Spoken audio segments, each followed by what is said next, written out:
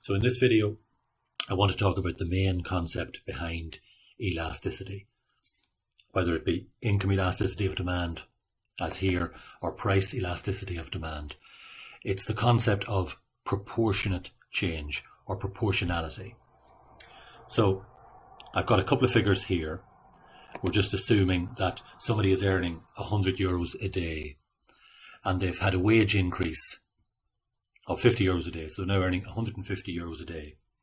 And the good in question is lunch. They're buying lunch every day. In the first instance, they were earning €100 a day. They were spending €50 a week, let's just say, on their dinner, so €10 a day.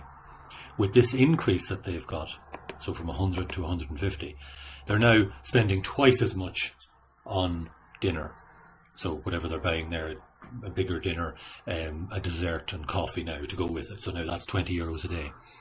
So when you play the figures into the elasticity formula, as in the log tables, we get an income elasticity of demand of plus 1.67. It's important to include the sign.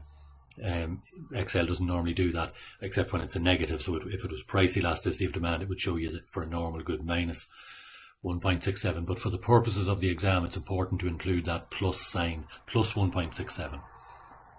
So that means that the change in quantity demanded is greater than the proportionate change in income. Okay, so that for every 1% change in income this person received, they increased their quantity demanded by 1.67 times that. So 1.67% for every 1%. So just to keep the concept in mind, let's just say that this person was buying their dinner every day. They're just getting this small dinner.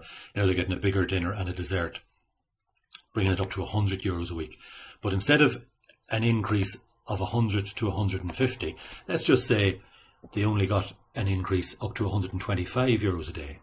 Okay? Without any change in quantity demanded. This is the concept of proportionality. Without any change in quantity demanded, they're still buying now the much bigger dinner and the dessert and the coffee, bringing their total to €100 a week. But they only got a €25 a day increase. So that makes their income elasticity of demand now much more elastic. Okay, even though they didn't change the amount they spent at all, they've only gone from 100 to €125, but they've gone from 50 to €100 a week in terms of quantity demanded. So that means that the responsiveness of that change in quantity demanded is now 3 times the percentage change in income.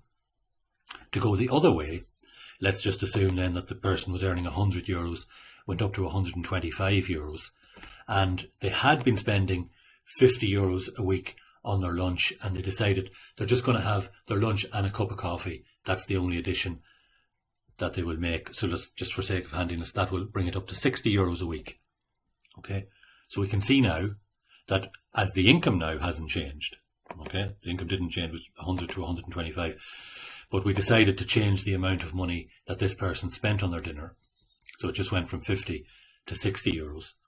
Okay, and the elasticity then is now only 0.82. So in other words, that the percentage change in quantity demanded is 0.82 times the change in income. So for every 1% change in income, there would only be a 0.82% change in quantity demanded. It's still a positive figure in that the person is still buying more, but they're not buying very much more relative to the wage increase. Just finally then, just to maybe if they will pretend that they were earning 100 and earning €200, but they're still stuck with just, no, I just want the coffee. So let's see what that does then. So a huge increase in income and a very small increase in quantity demanded takes it down now to 0.27. In other words, for every 1% change in income, there's only a 0.27% change in quantity demanded. So that's just the concept. It applies both to income and price elasticity of demand, that you can have 2 questions with relatively similar figures, but if the gap between quantity demanded 1 and 2 and income 1 and 2 changes, you could have a vastly different numeric value for your elasticity figure.